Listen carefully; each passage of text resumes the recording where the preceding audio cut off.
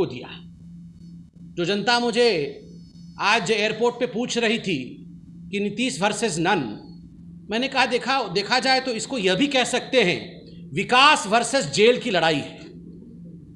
एक तरफ नरेंद्र मोदी और नीतीश कुमार जी हैं और दोनों का ध्येय एक ही है, एक विकास पुरुष हैं, एक विकास बाबू हैं, और दोनों ही चाहते हैं कि हिंदुस्तान आगे बढ़े और बिहार आगे बढ़े, डबल इंजन की सरकार हो, देश भी आगे बढ़े और राज्य भी आगे बढ़े।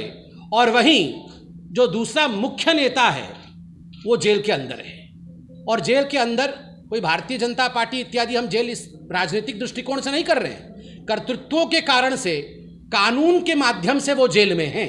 तो विकास वर्सेस जेल का ये चुनाव है।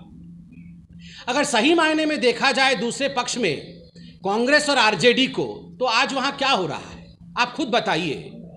अगर मैं कहूं युवराजों में लड़ाई हो रही है, राजकुमार और राजकुमारियों में संपत्ति को बांटने की लड़ाई चल रही है, तो यह भी अनुचित नहीं होगा। मैं तो दूर दिल्ली में सुन रहा हूं कि यहां भाई भाई की लड़ाई चल रही है, और दिल्ली में तो मैं देख रहा हूं कि कहीं ना कहीं भाई बहन के बीच में अनबन है। तो एक पार्टी में भाई बहन के बीच में अनबन है, 23 लोग चिट्ठी लिखते हैं, कुछ भाई के पक्ष में, कुछ बहन के पक्ष में, वहां भी अनिर्णयता की स्थिति है। और यहां भी दो भाइयों के बीच में अनिर्णयता की स्थिति है। तो यह आज बिहार की जो 12 करोड़ जनता है वो निर्णय लेगी कि एक तरफ सकारात्मकता खड़ी है, एक तरफ निर्णय लेने की क्षमता खड़ी है, और दूसरी तरफ कहीं ना कहीं परिवार में ही बंटवारे की परिस्थिति चल रही है। किसको चुनना है ये बिहार की 12 करोड़ जनता बिल्कुल निर्णय लेगी।